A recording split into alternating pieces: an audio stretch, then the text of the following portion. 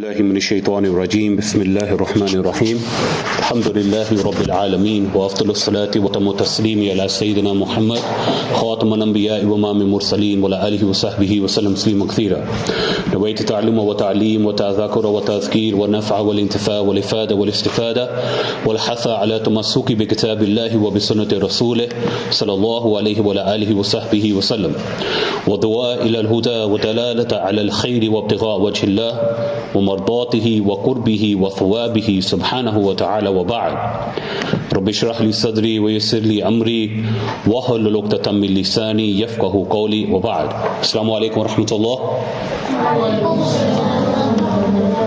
Okay, last week, what did you guys go through? Is it just a recap? Or do you forgot? Was it too long? It wasn't. Okay, so we were speaking about the different attributes of Allah subhanahu wa ta'ala.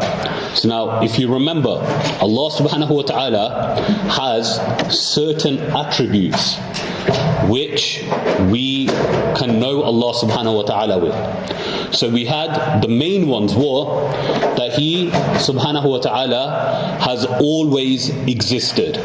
He always existed. Wal awwalu wal akhir. So He always was there, and Allah subhanahu wa ta'ala will always be there. So that was the second one. He's the ever living. So everything will come to an end. Remember we said this, everything will come to an end except Allah subhanahu wa ta'ala. Then number 3, this is what we were discussing the last time. Laysa kamithlihi shay. That there is nothing like Allah subhanahu wa ta'ala.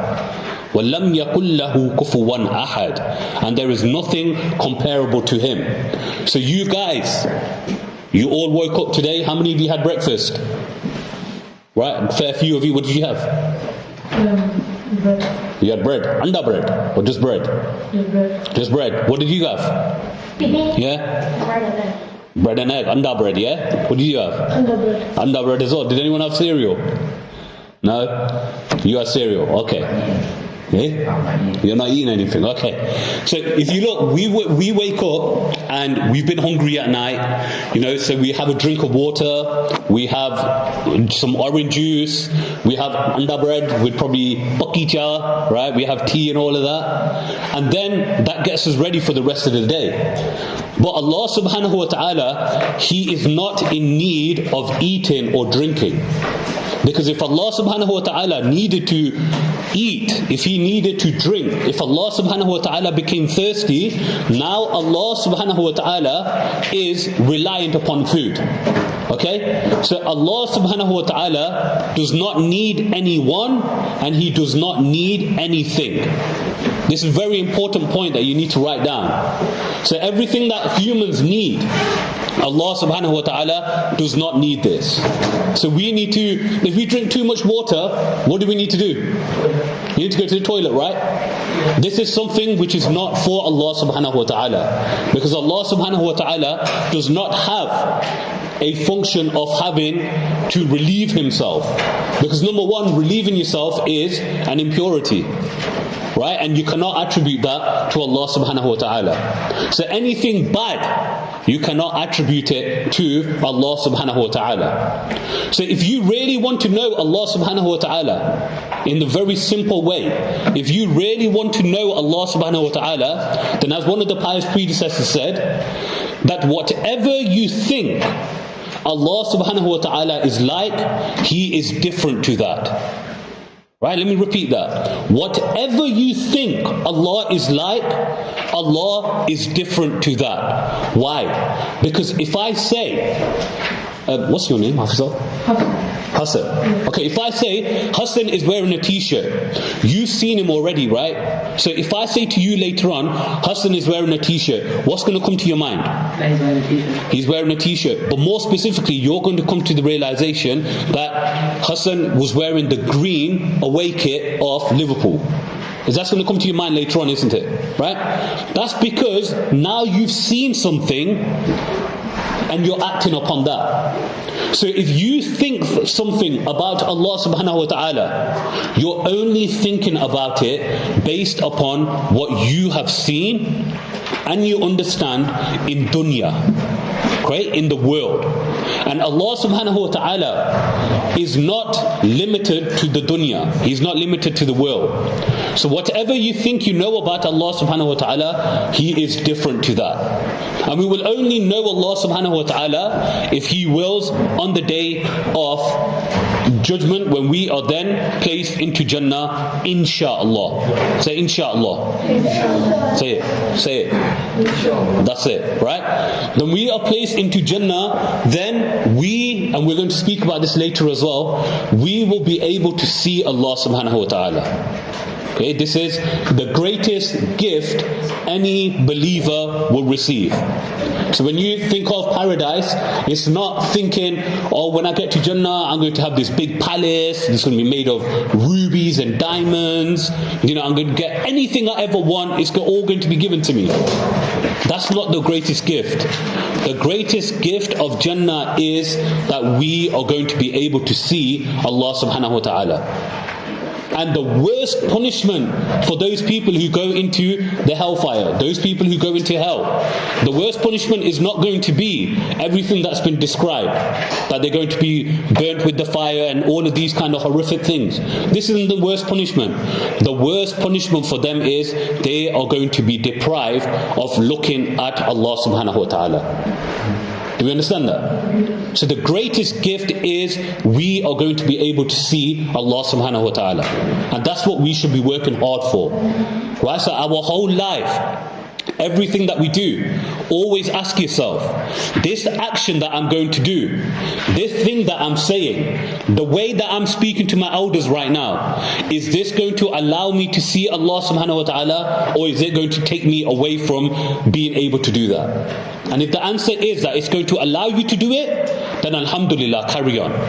But if you come to realization, this is going to take me away from looking at Allah subhanahu wa ta'ala, when I get to Jannah, then I don't want to do this action.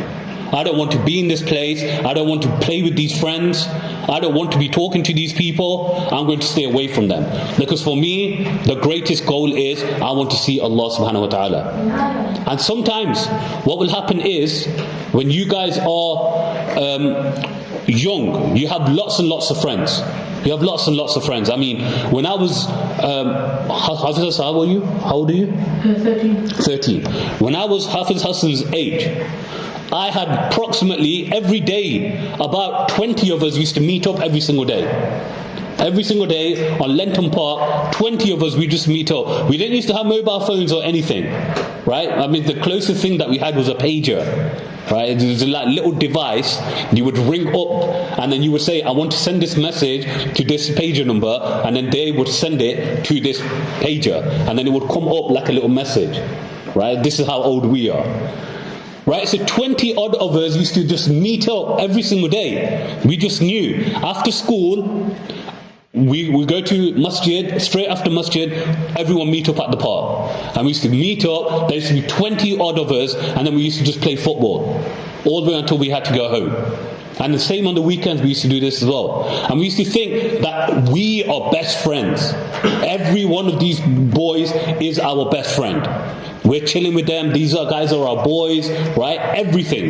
The life was like, I want to go out, I want to chill with my mates. I want to go out, I want to chill with my mates. But what happens at the end of it, now, out of those 20 odd, I don't chill with any of them. I don't hardly see any of them. I have 2 or 3 friends that I see regularly. But all of these friends that I had before, they all gone out the picture. Why? Because when you grow older, you have different responsibilities, you do different things in life, so you don't have time for each other anymore. So the point I'm trying to make is, do not let go of this opportunity to go to Jannah and gaze upon Allah subhanahu wa ta'ala just because your friends want to get you to do something silly. Okay? So if your friend says to you, let's do something bad, and you know it's something bad, say to him, no, I'm not doing it. And if he says, oh man, you're boring, you're a waste man, you're wasting time, how can you do this, etc. Say to him, you can think whatever you want. Think whatever you want. I do not want to let go of this opportunity. Do you understand? Yes? Anyone doesn't understand, put your hand up. Good. Okay, so the fourth one that we said was about Allah subhanahu wa ta'ala's wahdaniyah, which is Allah subhanahu wa ta'ala's oneness. That Allah subhanahu wa ta'ala, He is one and He is indivisible. He has never had offspring, nor was He born. That is the essence of Surah Ikhlas, Qul huwallahu ahad. Right? Because there cannot be more than one Allah. Because if there's more than one Allah, there will be discord. There will be argumentation. Let me ask you. Sorry, I keep picking on you. Who's the manager of Liverpool? Jurgen Klopp. Now, if we brought in, I'm just giving you a worldly example, not to draw a comparison. If now we brought in Pep Guardiola or Fraudiola into Liverpool, and we said, now Pep and Klopp, both of you at the same time, you are going to manage Liverpool. What's going to happen? They're going to argue, aren't they? Right? Why? Because both of them have got different ethos. One will say, no, you need to do it this way. The other one will say, no, you need to do it this way. One of them will say, you need to do this tactic. The other one will say, you need to do that tactic. Right? So they will not agree. They will have argumentation with each other. And it's the same if you look at kings and queens. Why is it whenever you look at any country that you can only have one king or queen at one time? You cannot have more than one king or queen in a particular country. Why? What will happen? Arguments, right? Disputes, because they will disagree. So Allah subhanahu wa ta'ala, now that you've got that example in your mind, Allah subhanahu wa ta'ala, He is the one sovereign Lord. He rules over everything. He ordains everything. He does not need anybody with Him. He does not need any partners. So one of the beliefs of some of the Christians, I don't believe they all have it, so they believe that Sayyidina Isa alayhi salam, Prophet Jesus, is the Son of God. This is what they believe, and this is part of their quote-unquote Trinity.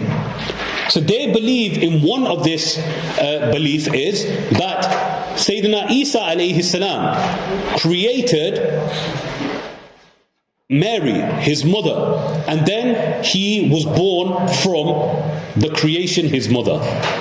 This is one of the strange opinions that some of them hold. They don't all hold this. Okay? So now, what is this?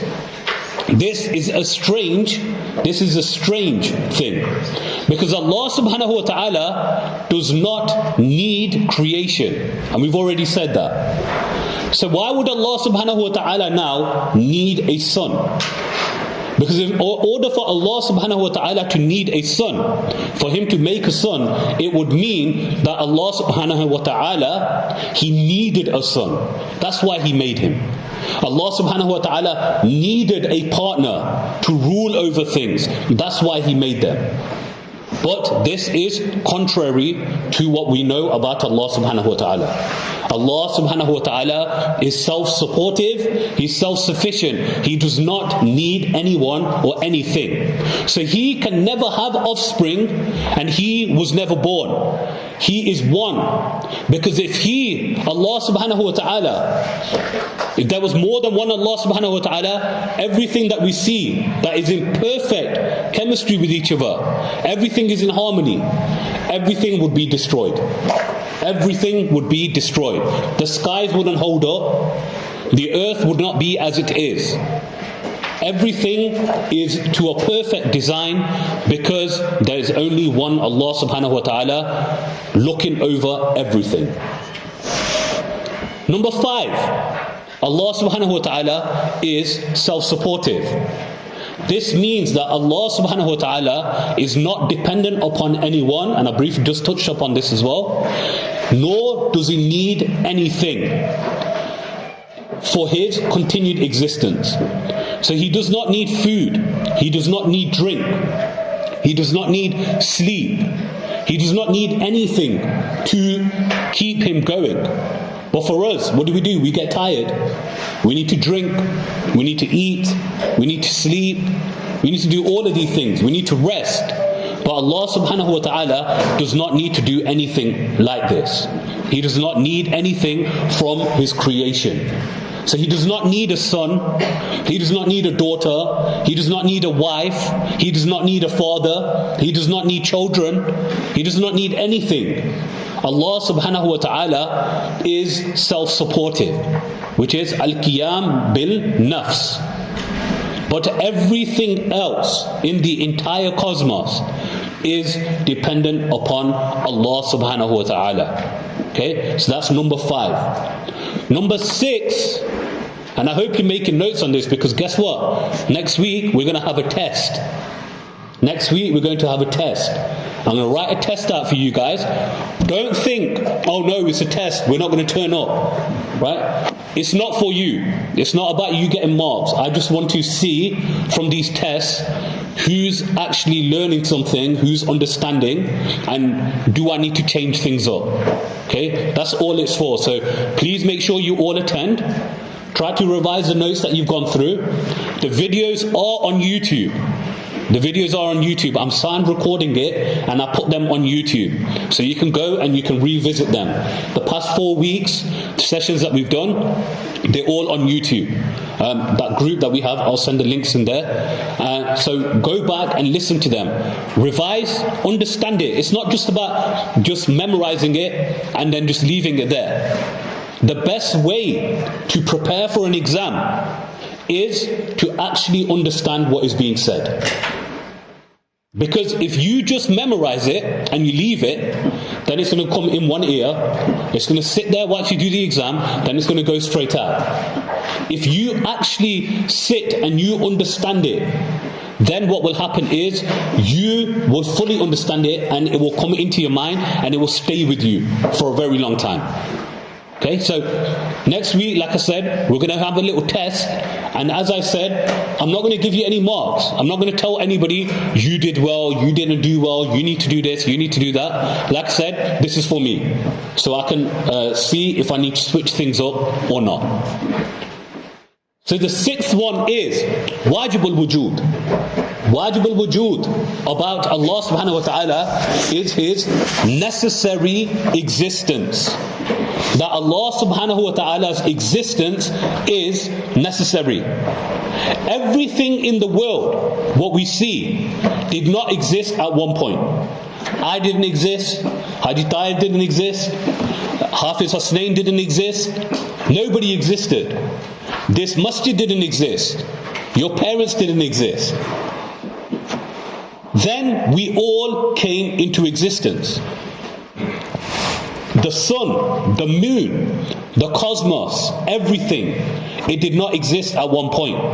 Then eventually, everything started to occur and everything started to exist. Now, how? How did it come into existence?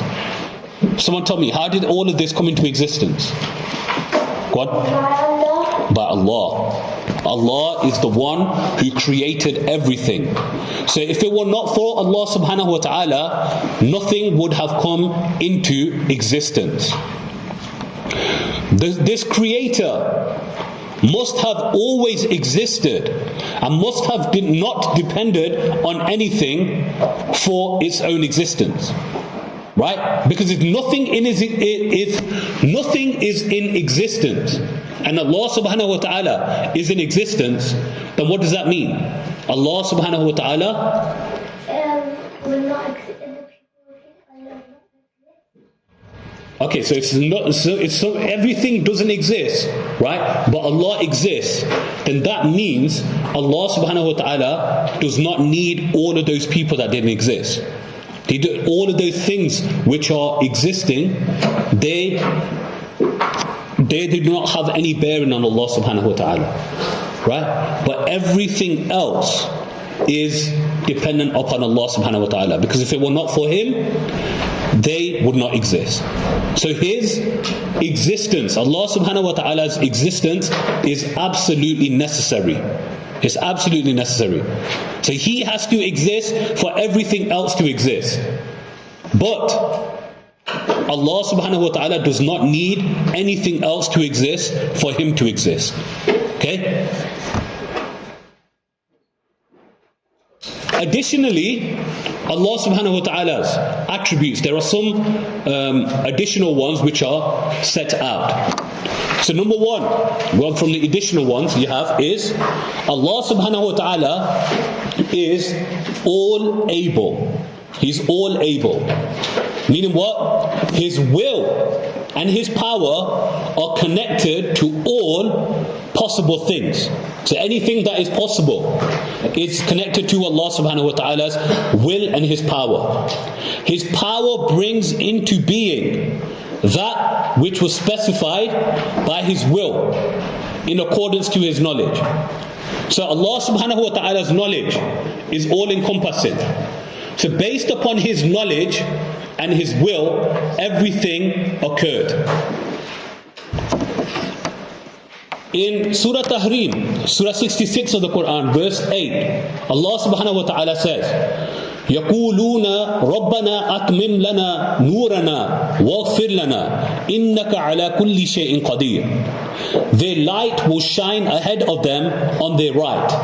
They will say, our Lord, perfect our light for us and forgive us, for you are truly most capable of everything. So what does this mean? This means there is nothing that Allah subhanahu wa ta'ala cannot do. There is absolutely nothing that Allah subhanahu wa ta'ala cannot do. You three, stop getting distracted. Focus. Focus. You need to know this stuff. Right? It's important stuff. So try and focus. I know sometimes I'm throwing in big words, but that's because there's elders here as well. So I'm trying to direct it at all of you guys. So Allah subhanahu wa ta'ala, He is able to do anything that He intends, anything that He wills, based upon His knowledge. Okay, so if Allah subhanahu wa ta'ala wanted, could He bring everything in this universe to an end? Yes. He could, right? Why? Because He's able to do everything. If He wanted, now I'm just using a worldly example to just let you know, for the youngsters here.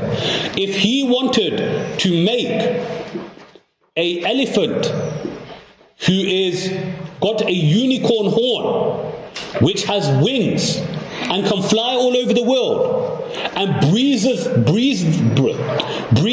fire out, would Allah subhanahu wa ta'ala be able to do this? Yes. He will. There is nothing Allah subhanahu wa ta'ala cannot do. So you know when people say, you cannot do that, it's impossible. That's impossible. This is impossible. Always know that impossibility is only for humans, for creation.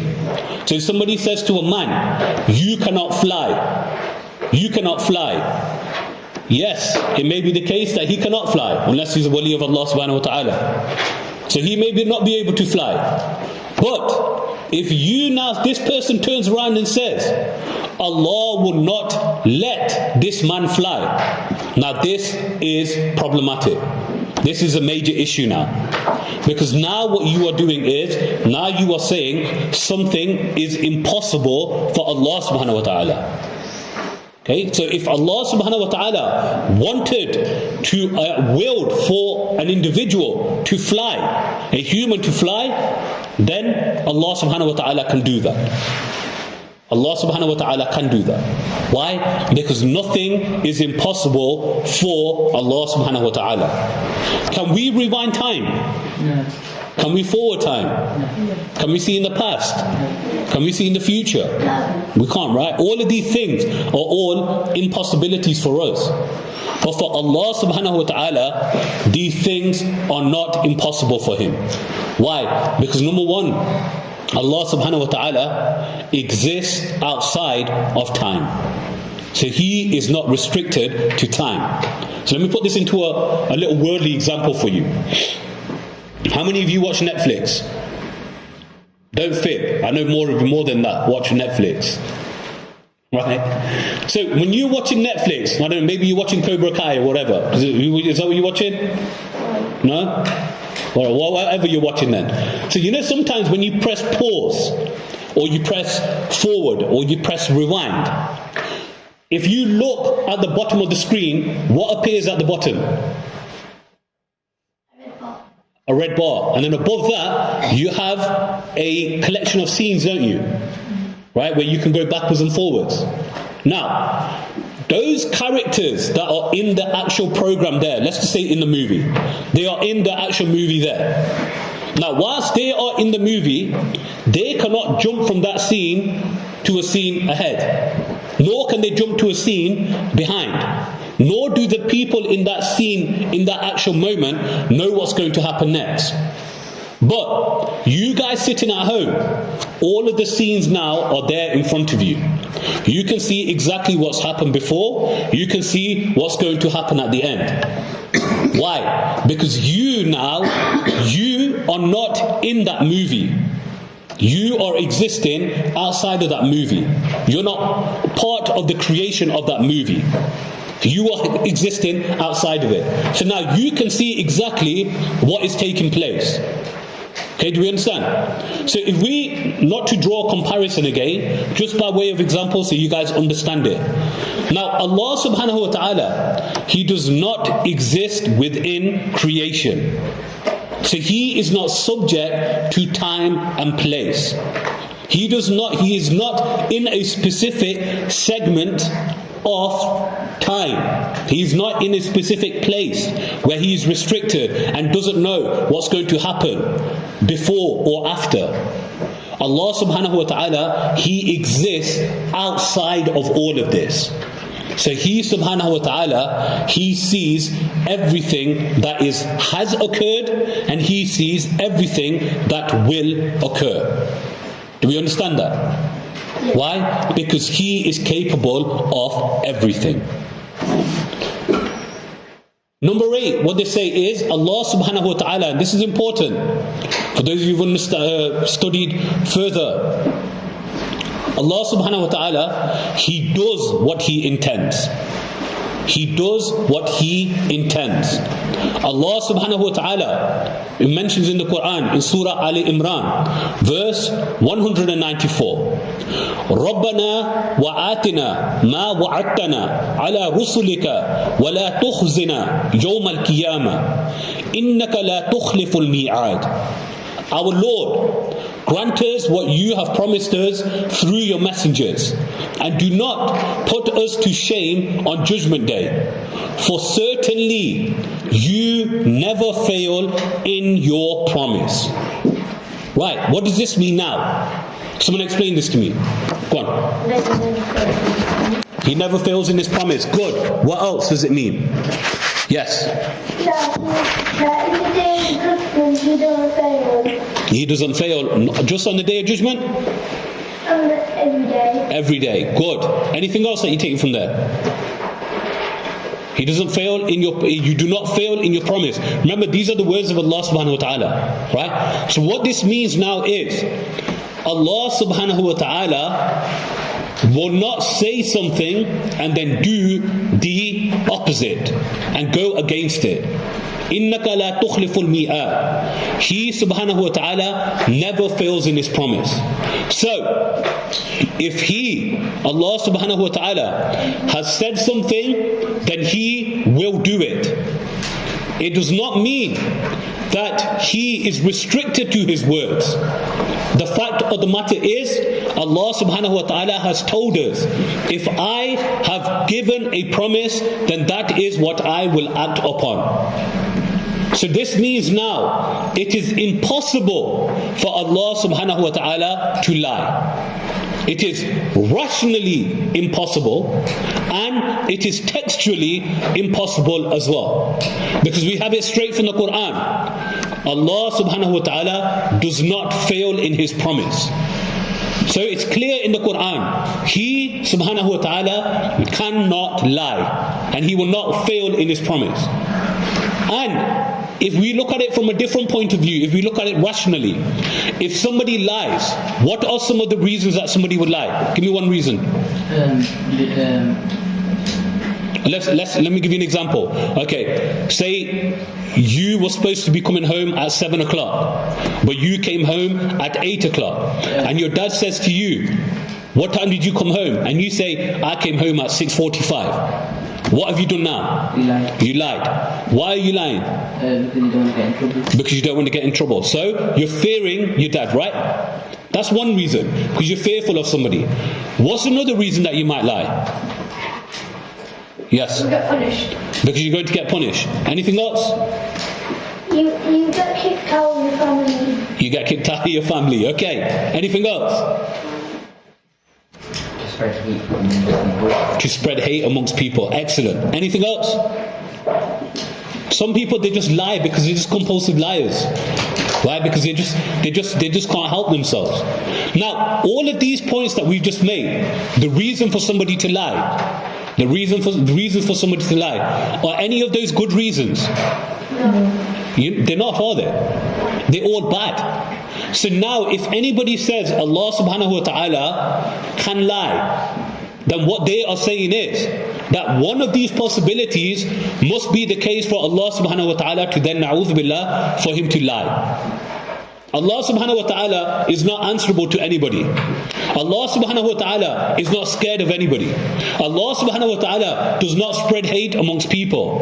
Allah subhanahu wa ta'ala does not have this negative attribute of inherently lying. So then why would Allah subhanahu wa ta'ala need to lie? So when this question is asked, you should straight away say, we do not attribute anything which is negative to Allah subhanahu wa ta'ala. This is a very important point. We never attribute anything negative to Allah subhanahu wa ta'ala. It's impossible for negativity to be attributed to Allah subhanahu wa ta'ala. Now somebody may say that you've just said Allah is capable of doing anything. I've just said that, right? I've said Allah is capable of doing anything. But now I've just said Allah subhanahu wa ta'ala cannot lie. Now, the difference between this is that Allah subhanahu wa ta'ala is able and does everything which is befitting for Him. Which is befitting for Him. Anything which is negative, anything which is against the grandeur of Allah subhanahu wa ta'ala, it is not attributed to Allah subhanahu wa ta'ala. So it is completely dismissed because it is illogical to even entertain that. So meaning what?